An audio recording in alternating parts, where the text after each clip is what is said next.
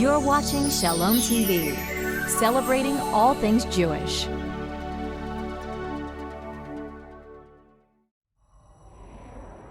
Jewish Education in Media is pleased to present L'Chaim, a program that highlights the people, issues, and events of importance to the Jewish community. Now here is your host, Rabbi Mark Golub. I'm Mark Golub. We're coming to you from the offices of B'nai Tzion in New York, where we are privileged to do much of our taping. And one of the things we enjoy doing most is introducing you to people whose names may not be household names, but they're individuals who are making an extraordinary contribution on the American Jewish scene, the world Jewish scene. And that's the individual I have the great pleasure of sitting with, and someone I have been friends with for almost as long as I can remember, from the early 90s. This gentleman was doing extraordinary work for Niana here in New York, and helping with immigrants from the former Soviet Union acculturate into American life and into American Jewish life. He went on to do wonderful work in the Federation world, was here in the New York Federation, CEO, and then he was CEO of the Washington Federation. And now he is the president and CEO of the Jewish Agency for Israel for International Development. It's a pleasure to welcome to Shalom TV and L'Chaim my friend Misha Galperin. Thank you so much for joining us. It's my pleasure to be with you, Mark, and thank you for your kind words. You're much more older than I am, so we haven't known each other that long. I want to talk about issues with you, but first just spend a moment with me about you yourself. Where were you born? I was born in Odessa in Ukraine.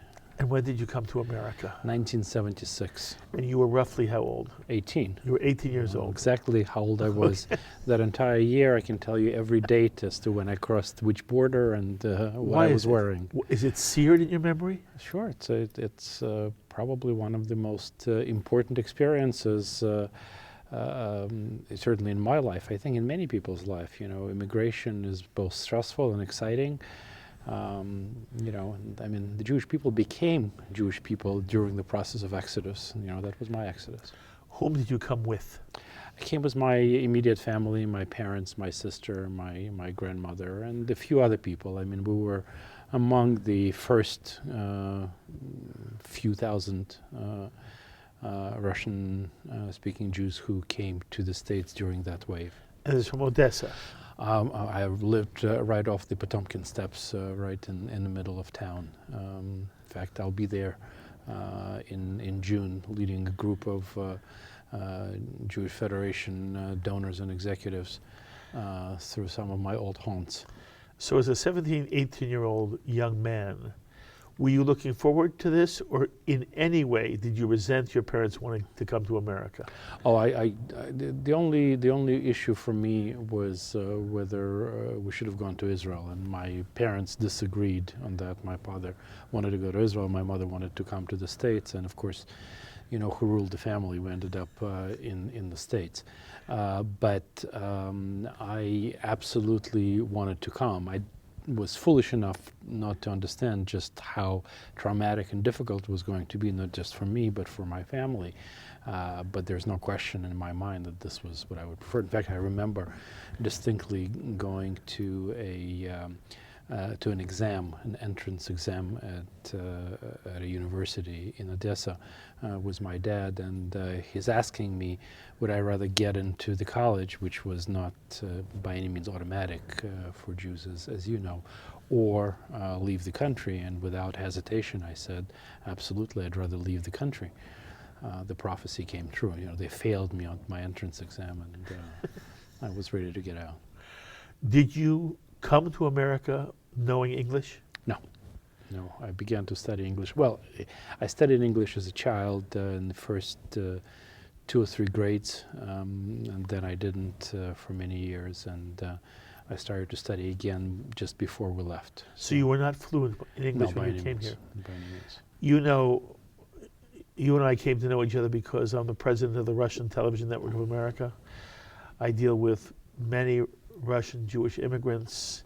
As a rabbi, the reason I got into Russian television was a family that our congregation sponsored was the one who came to me and said, would you help me create the first Russian language television in America?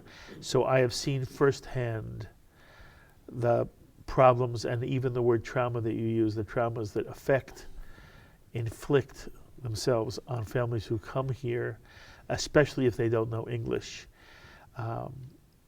For you, I mean, you're a young person, you're a young man as you get here. Can you tell us something about what you had to face and how you became fluent in English, and how do you begin to acculturate in America?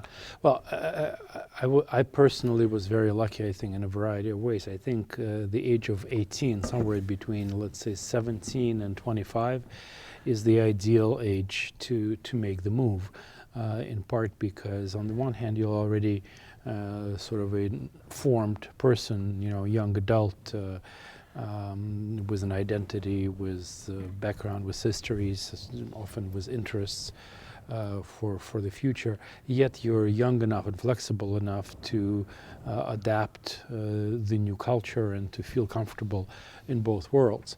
And I think that's really what happened to me in an interesting way. I think much of my fairly quick study, pickup of English had to do with Judaism, because I went to school at Yeshiva University my first year, and it had a double curriculum program. Half the day was spent in Judaic subjects and half the day was in a regular secular curriculum, but I knew no Hebrew at that point. The only way I could understand the Bible or the Talmud or whatever it is we were studying at the time was by reading the English translations, and the level of language was such that I actually ended up, I think, improving my English a great deal. But the whole issue of what immigration is as a trauma, as stress, is really what I went on to study. I mean, my doctorate, as you know, is in clinical psychology, and what I specialized in was precisely the issue of psychological adjustment to immigration, and worked with children and adolescents and families. And the way I ended up at Nyana was that, originally I wrote a dissertation and set up a set of programs, clinical programs, to help immigrants from the former Soviet Union, but also from Iran, from Vietnam, from Afghanistan, from Tibet, to deal with the trauma of immigration. And the easiest way to describe it basically is immigration in a variety of ways is also a series of losses, both physical and emotional. You're separated from where you were born, from your friends, from your family, but you're also in the process of in a way losing your identity and your competence in the culture that you grew up in, if you whether you're an adult or a child. So adjustment to immigration in many ways normally is like an adjustment to death or to illness or to loss of job or anything of the sort, and that's actually a series of such stressors that people deal with.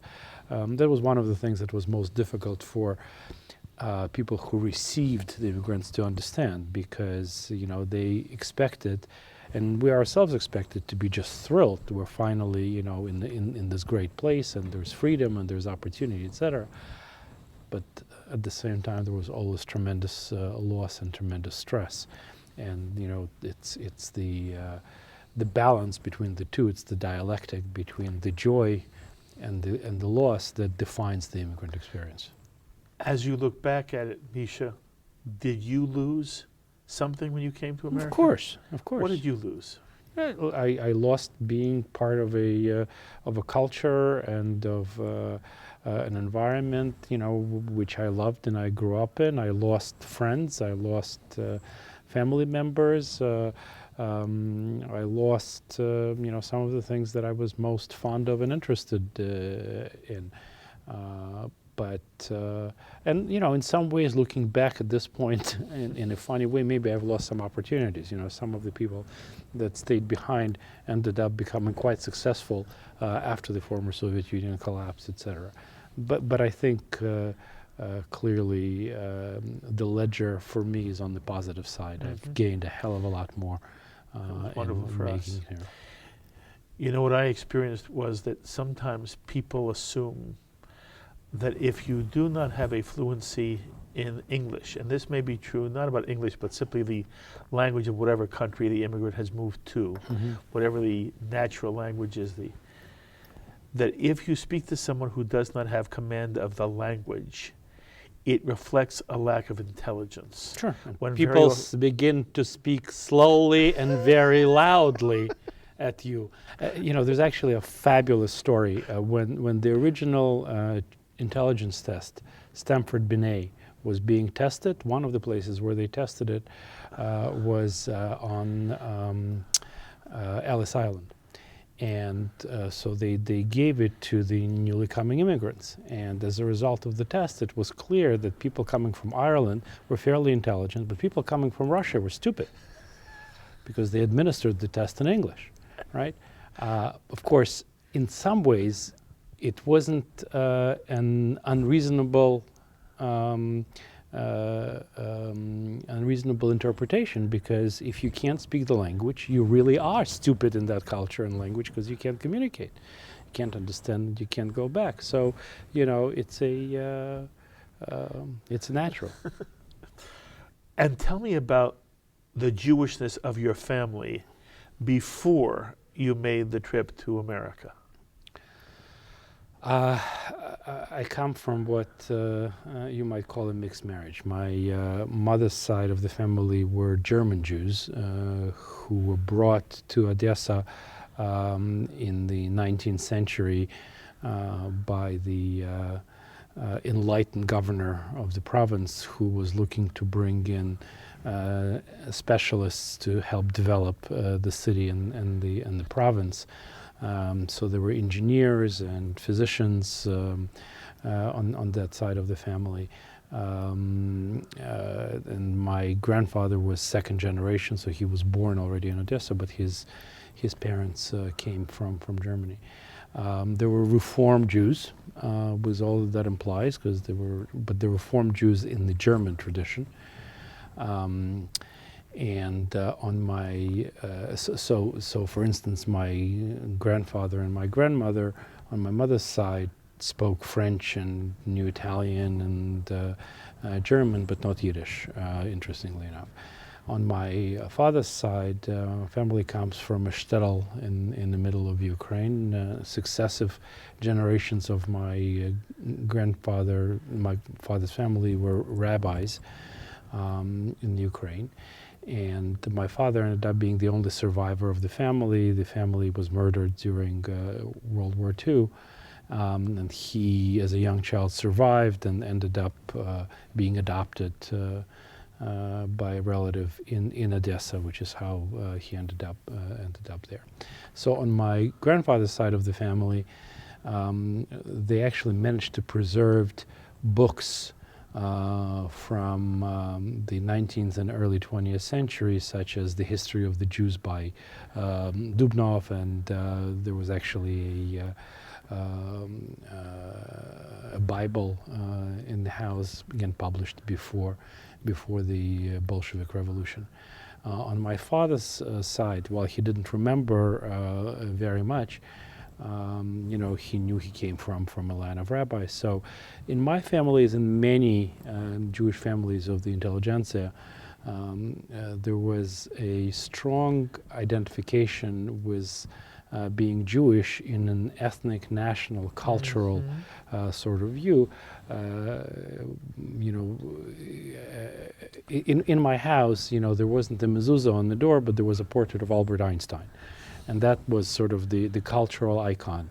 You also could come into anybody's household, and there was a selection of books.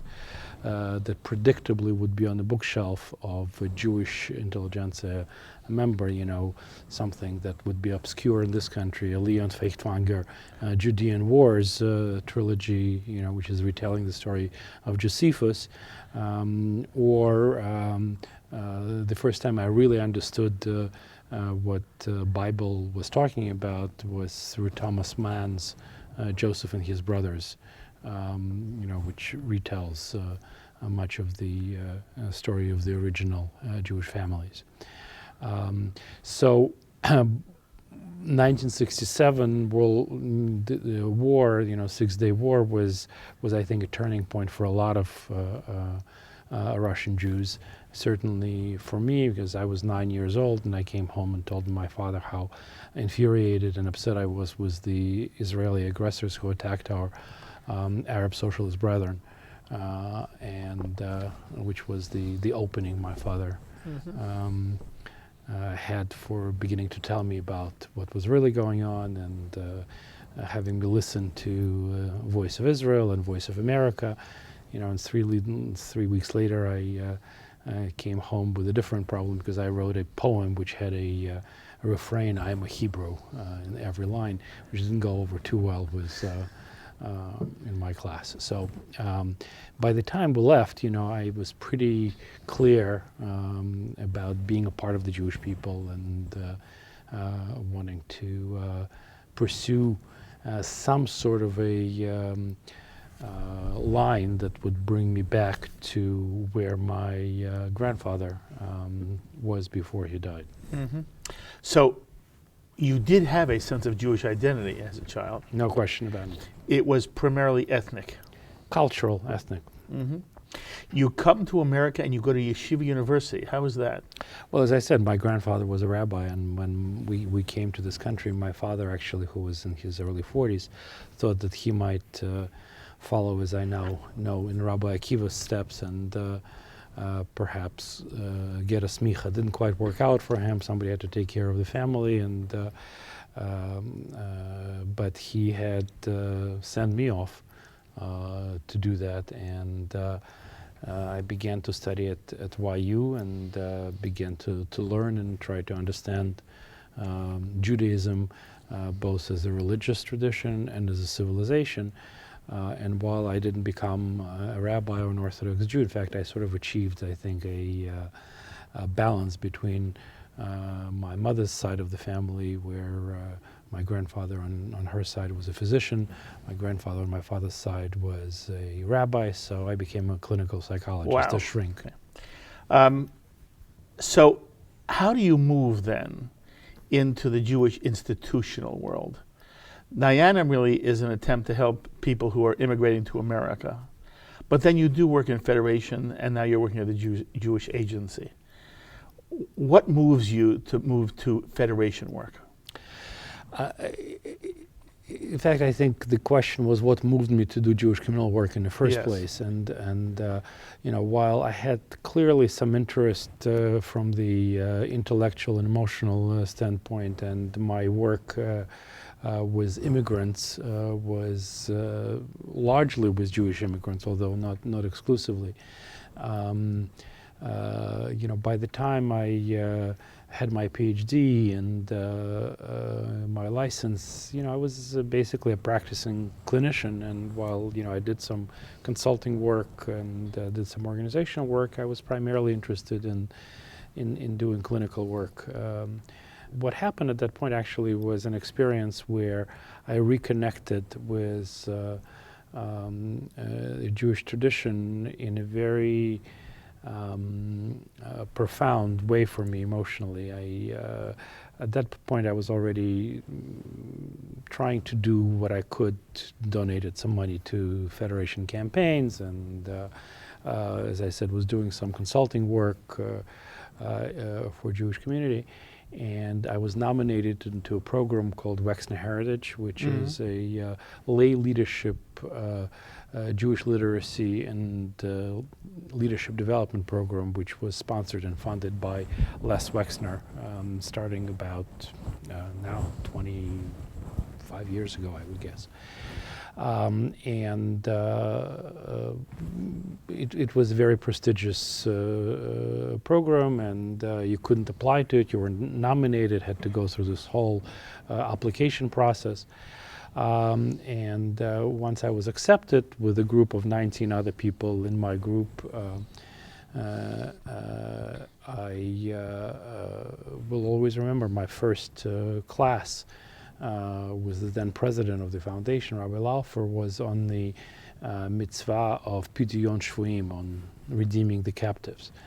And we read a text by Rambam, by Maimonides, on where he states that it is the highest religious duty a Jew can have, and goes on to explain in some detail why that's the case, that being pikuach nefesh and the saving of the soul or life, and then because somebody is in captivity, they could be tortured, so you could use the capital campaign funds for a synagogue campaign. If you need money to redeem the captives, you can sell a Sefer Torah. I mean, I don't have to tell you about the story, but it actually it shook me up, because there I was already consulting to Nayana, the Refugee Resettlement Agency. I was redeemed from captivity. There I was doing the work, helping other redeemed captives, not just Jews, but others. Thinking, well, it's a nice thing to do, it's a good thing to do, and I'm going to do what was done for me, for others, having no idea that the reason this was important, the reason this organization was created ultimately, was because there is this unbelievable tradition that goes back at least to 12th century, right? Rabbis talking about the importance of doing that. And this idea of the connection between the values and the ethos and the imperatives of Jewish civilization and tradition with things that we do today is something that I understood now extended to everything else. Jewish hospitals and social service agencies, why there are so many Jews in all kinds of social justice pursuits, et cetera, et cetera. And I felt compelled to really make this my life's work. And so that I went into the field and continued to do in practice and the clinical work, etc. But then eventually, after being the head of the original Jewish settlement house on the Lower East Side, the Educational Alliance, and working closely with Federation, when the Federation Chief Operating Officer Jeff Solomon left, he recommended that I succeed him, and I ended up becoming the Chief Operating Officer with New York Federation, working closely with my then co-Chief Operating Officer, John Ruskay, under Steve Salander. So how many years combined were you in the New York and Washington Federations? Almost 15 years. Okay. As you look back at that experience, how would you now identify both the strength and some of the biggest challenges facing the American Jewish community? Well, on the one hand, and it's obvious, we live in an age, in a golden age. And a golden in Medina, I mean, talk about the land flowing with milk and honey, in many ways, that's what America has been for the Jews.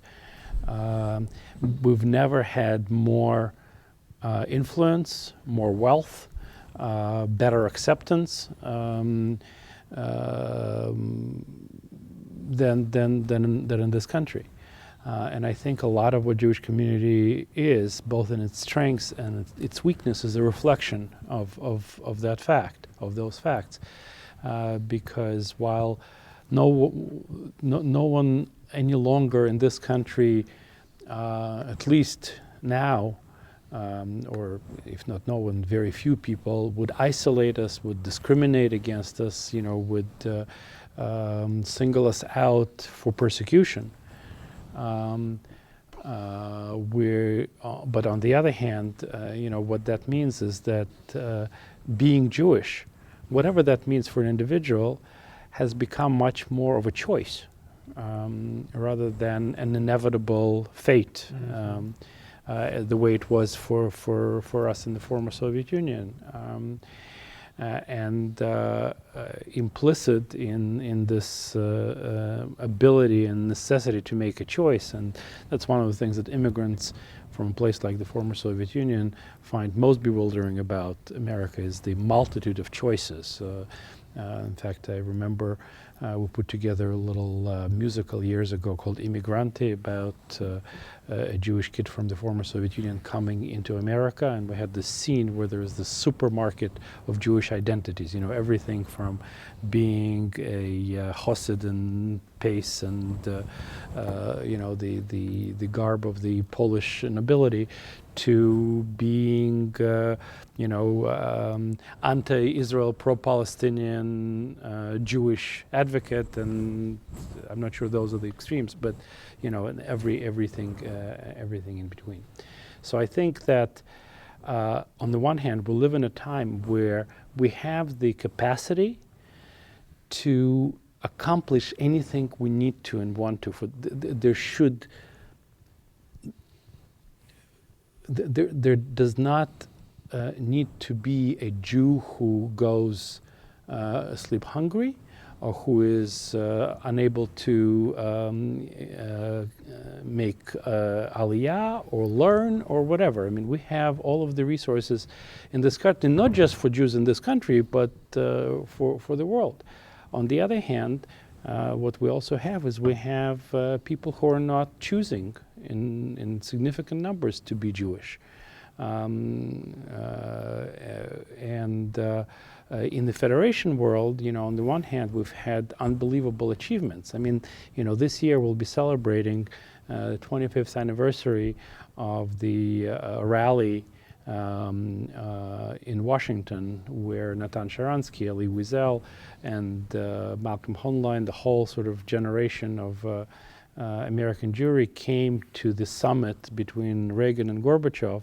250,000 of us. I was there, along with many people, and changed the world. That's right. Correct. I mean, not only did we bring down the Iron Curtain for Jews to be able to leave, it had an impact on the entire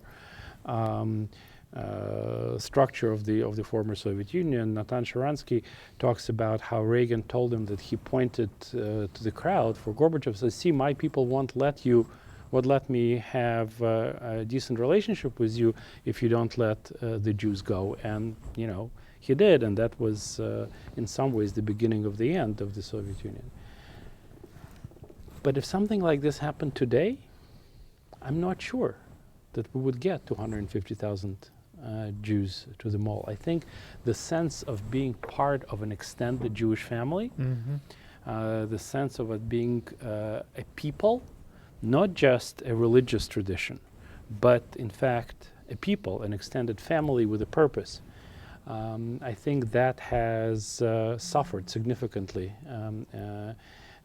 in this country, in this community. And I think without that sense, the Jewish community as a relationship to itself, its responsibility for other Jews, its connection to Israel as a state and as a people, are challenged. And I think those are some of the great challenges we're facing. You know, it's what people refer to as assimilation, disconnection. You know, I think that's what we have to deal with. Do you have any idea why this has happened? Are there causes that you can identify for the erosion of this sense of family and peoplehood that you just described? No, I think in part I've mentioned it. I think in some ways it's the other side of the acceptance, wealth, influence coin. I mean, we no longer are forced to live in Jewish neighborhoods. We can intermarry, you know, we can be involved with any and all professions and institutions, and we can travel freely. We're extremely well educated. I mean, one of the demographic challenges for the Jewish community is that the birth rate for American Jews per Jewish woman is less than 2 these days. That is correlated very highly with education. So clearly, education is a great thing, and it's it's terrific to pursue it.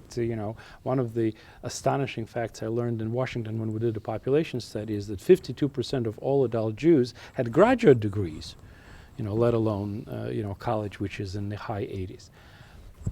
But the downside of it, quote unquote, is that the birth rates are down, and with intermarriage, which does not result in conversion, and there are many families where kids are not being brought up Jewishly.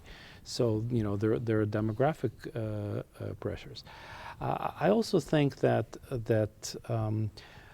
there are some inherent tensions between some of the values that are so dear to us as Americans and values that are dear to Jews as Jews. For example? Well, the notion of the importance of individual rights versus communal responsibility. Sort of the self-determination versus obligation. For instance, as again you well know, and not saying anything new, there is a conceptual difference between Jewish approach to philanthropy, to charity, to tzedakah, and Christian, right? I mean, tzedakah is the pursuit of justice, is something that, and righteousness, is something that you do not because it feels good, but because it's your sacred obligation. It's something that you must do. Mm-hmm.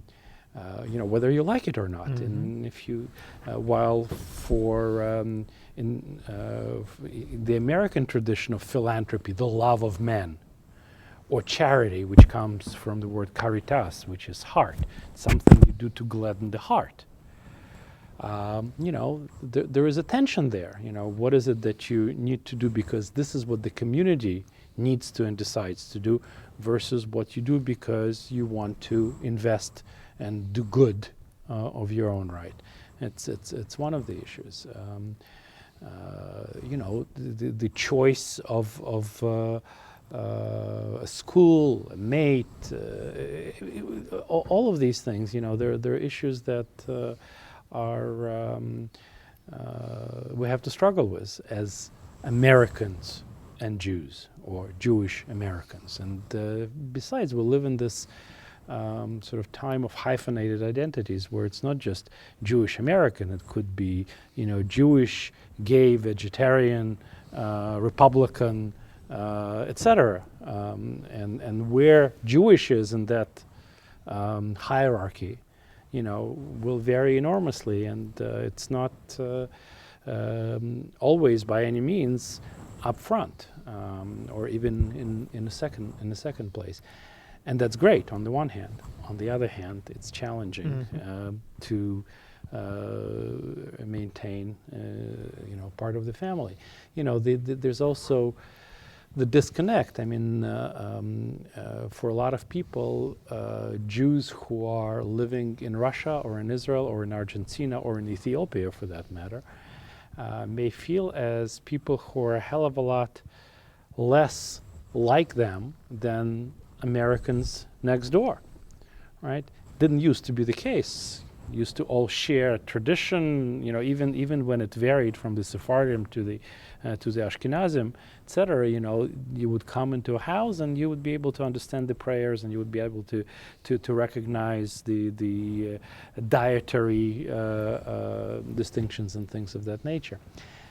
Not so much anymore. Not there. So there is globalization on the one hand. On the other hand, there is differences in culture and identification with where you are and who you are, other than being a part of the Jewish people.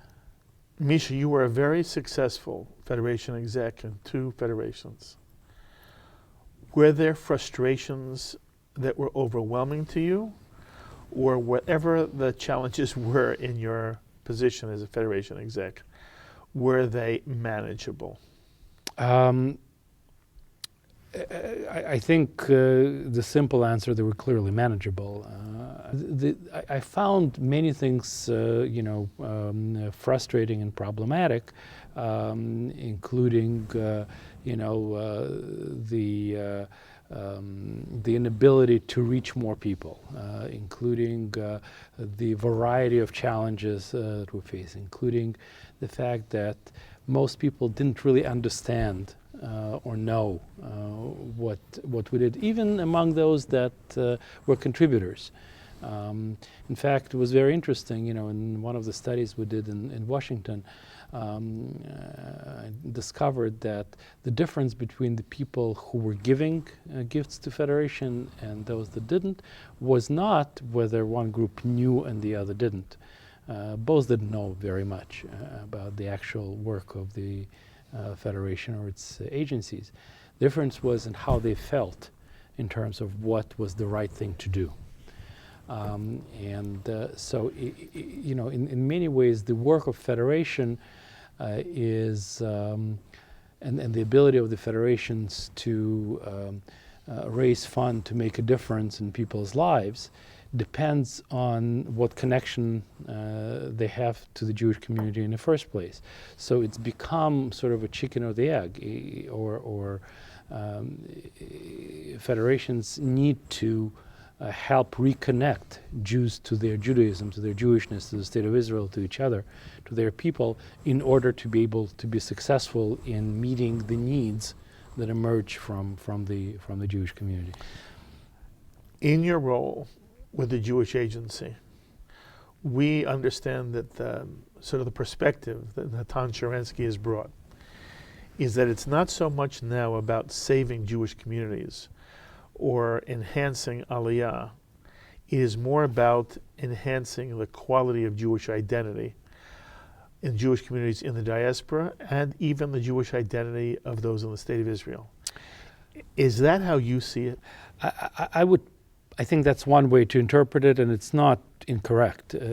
I think Natan would put it somewhat differently, as would I. The Jewish Agency was the entity that was created by the Jewish people first to create the Jewish state. And that's what it did between 29 and 1948. After the Jewish state was created and the Jewish Agency's chairman, whom Natan succeeded a number of years ago, David Ben-Gurion, became the first prime minister of Israel, and the structure of the Jewish Agency from a provisional government morphed into the actual government of Israel. For the next 60 years, the Jewish Agency's job as the bridge between the Jewish state and the Jewish communities worldwide was about bringing Jews to Israel, okay, and building the state up physically, using the Jewish people's commitment, experience, financing, et cetera, et cetera. And so 900 communities and institutions, from the airlines to the convention center were created by the Jewish Agency. We're now at a point where, while there are significant numbers of Jews that remain in places where they may need to be rescued from, we count about 60,000 in places that we have to watch very, very carefully. For example? Not something I'm at liberty to discuss on the air, but there are certainly places that you can think of where there are Jewish communities that could be in danger. And we always will be committed to encouraging and assisting people who want to come to Israel. In a sense, if you're going to have people coming to Israel as immigrants and doing out of their free choice, they will do it only if they're connected and committed Jews and connected and committed to Israel. Right? So in order to have Olim, you have to have Jews. But in order to have communities in the diaspora, strong communities, you also have to have committed and connected Jews. So the job of the Jewish Agency these days, the way I would put it, is to building the people. You know, we created the state, we helped build the state. Now we need to make sure that there is a people connected to the state. And it's not the issue of Jewish identity and Jewish education in the sense that day schools or camps or other kinds of things do it. We're not about to teach Gemara. But what we are about is about Israel as a people, the connection of Jews to each other, and connection between the Jewish people and their historic homeland and their heritage. And yes, in Israel we also have a challenge. I think you referred to it. We have now a nation and a generation of people who grew up in that nation who think of themselves as Israelis and not necessarily Jews, and not necessarily being connected to the tradition and the heritage of the Jewish people or Jewish people elsewhere. So we need to do both. So, you know, the shorthand way of describing what we do, as our chairman of the Board of Governors, Jim Tisch, puts it, is we have a dual mission, that of Aliyah and peoplehood. The way I like to describe it is that, you know, we want to connect Jews to each other and to their state. We want to inspire them with the sense of the wonder that it is to be part of the Jewish community, Jewish history, the Jewish people. To do that, we bring Jews to Israel from short-term trips, like birthright trip of 10 days, to longer-term Masai Israel journey, which takes them for study in Israel for 5 months to a year, all the way to Aliyah for those that are interested and want to do it. And we bring Israel to the Jews through bringing emissaries into Jewish camps and community centers and on college campuses, bringing education about Israel, Israel engagement in education of the communities. In the former Soviet Union, running camps for young kids for whom this may be the first and only exposure to Israel and Judaism, and helping engage young people in the work that Jews are called upon to do, of improving the world through volunteering, through efforts to help those in need in Israel and elsewhere in the world. Mm-hmm. It comes back to something you said earlier, that I'm going to use the word assimilation as the extent to which more and more Jews are so comfortable, especially here in America, with their general context, that the drive to be a particularistic individual, a Jew, is in some way eroding.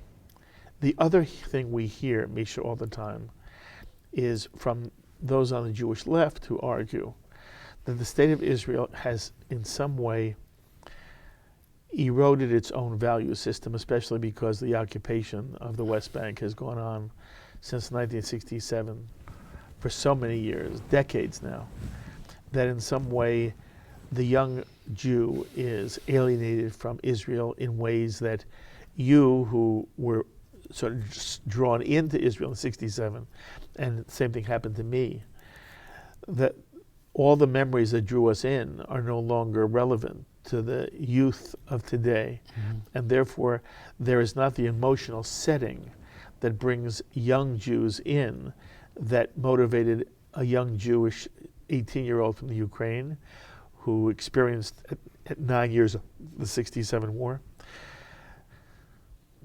First of all, I'd like you to speak to this issue that the Peter Beinarts raise. Do you feel at the moment that the policy of the State of Israel, especially as it applies to the occupation of Palestinians on the West Bank, is doing serious injury to the kind of identity you want to now build through the Jewish Agency? And let's start there. What is your feeling about that? I am not interested in commenting on the political issues that you refer to within the state. There are different governments There are different platforms, even within a government. There certainly is no consensus within Israel on what the right policies are on a variety of issues. I think that our enemies and some of our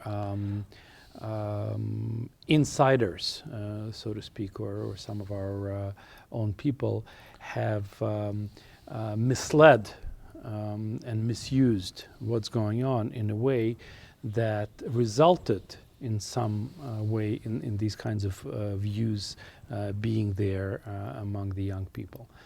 It's true, the young generation didn't grow up with the memory of the Holocaust being fresh, or was Israel being in a position of an attacked and harassed victim. They grew up where Israel, has been portrayed as strong and capable and dominant in a variety of ways. What has not been communicated well enough, and what many of the young people really have no idea about either, is the extraordinarily vibrant, democratic nature of the state.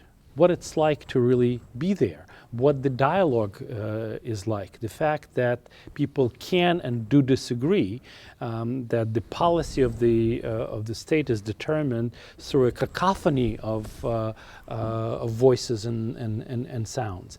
And unlike anywhere next door to Israel, these voices can and should and are heard and are played out.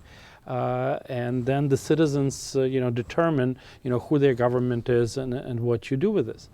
The comparisons are just so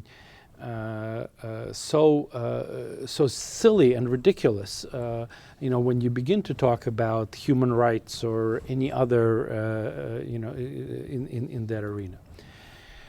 So I think that the important thing for Jews to be able to do is to make informed choices, okay? And every voice, I think needs to be heard, and the tent could be wide, but the voices need to be informed. You need to really know what you're talking about before you express an opinion. And if your opinion is parroting that of someone else, whether it be, boycott, divestment, and sanctions spokesperson, or, somebody who represents a right-wing party in Israel, you need to be informed. Otherwise, it makes no sense. And so that's what we see. The role of the Jewish Agency is to help people make informed choices so they understand what is really going on. So they see Israel in 3 and 4 dimensions and not as a caricature.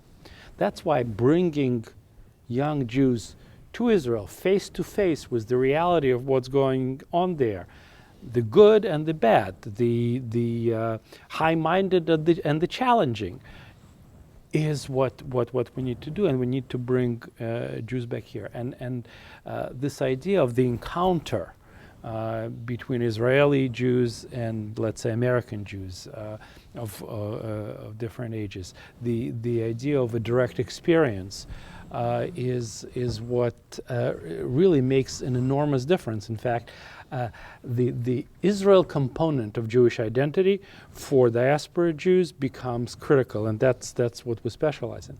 And interestingly enough, one of the things you hear from the Israeli shlichim, from the emissaries that spend time in the United States, is that they often say, I came here as Israeli, but I left as a Jew. Because they get to be exposed to the richness and the variety of Jewish life in this country, which can be so extraordinary. So I think that it's probably also been overblown by people like Beinart, just how far to the left American Jews and young American Jews are. I think there are certainly people on the left, but there are also people elsewhere The APAC meeting a month ago, had 14,000 people attending it.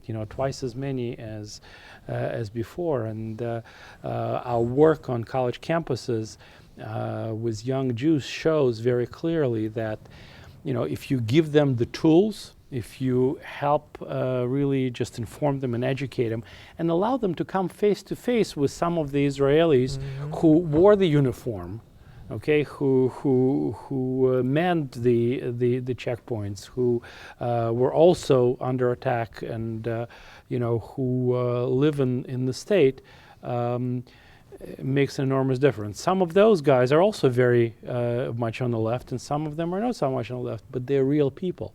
And the debate, as you've described it, is not about real people or real country. It's about a caricature. It's about, something that is just, a creation of the anti-Israel PR machine, not the real thing. And speak then for what your attitude is about the tent.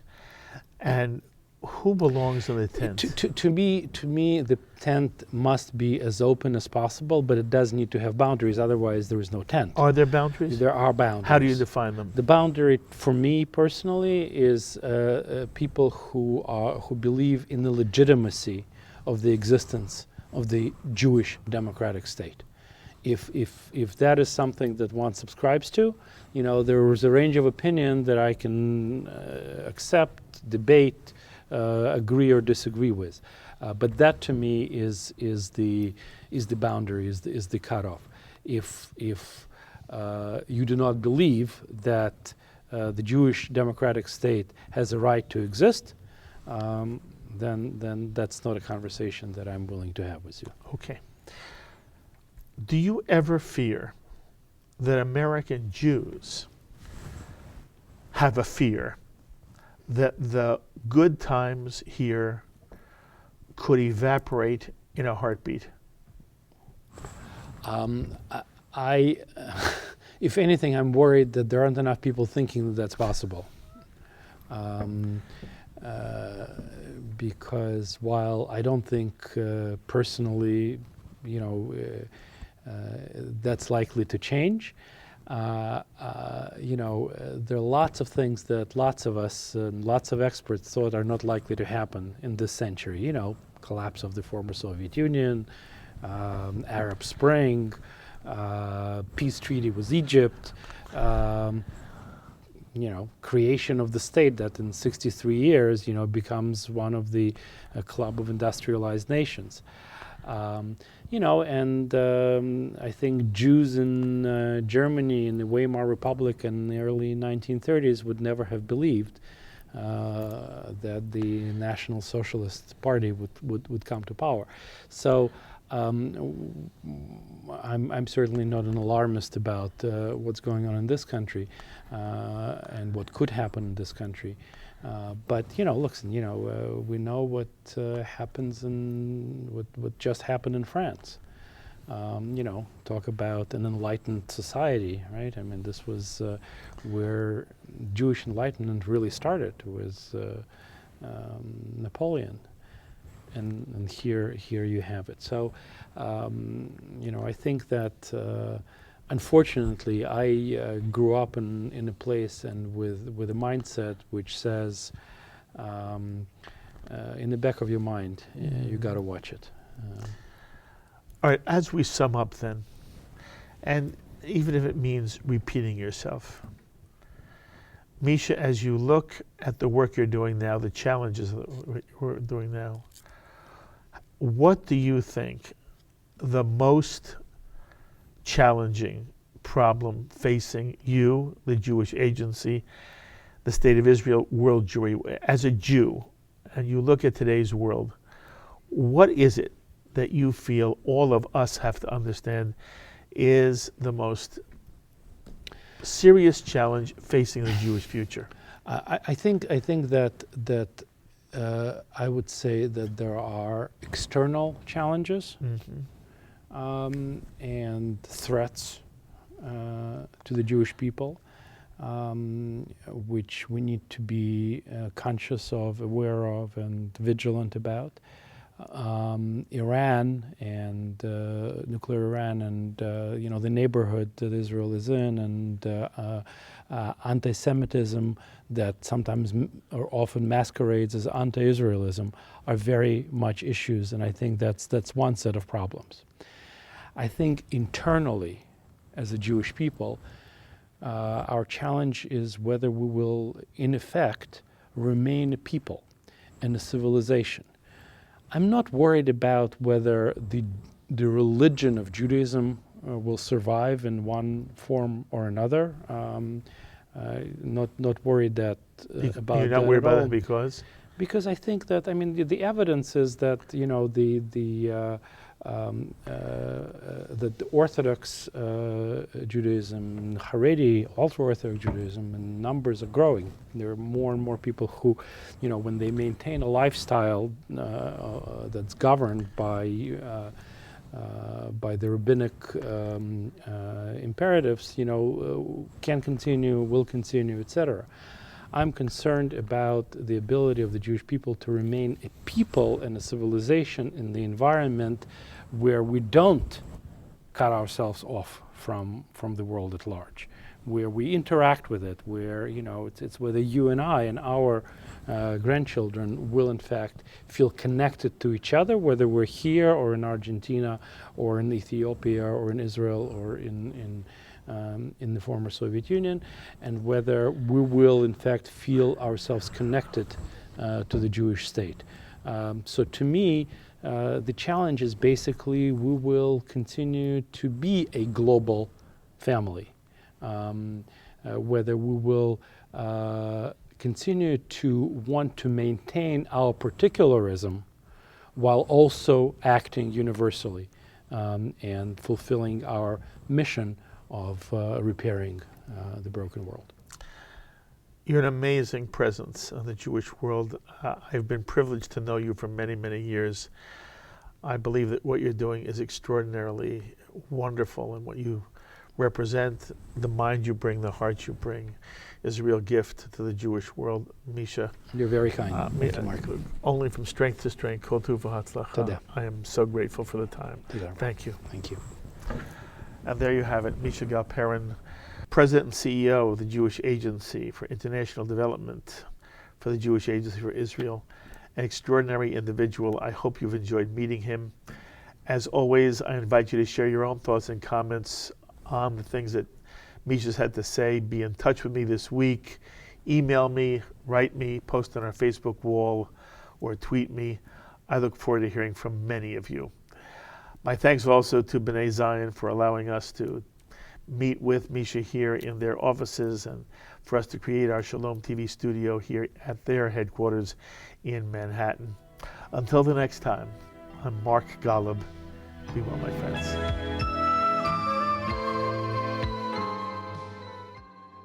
We would be pleased to send a complimentary DVD of this program to anyone who wishes to support Shalom TV with a tax-deductible gift of $36, double chai or more, to the nonprofit organization Jewish Education in Media.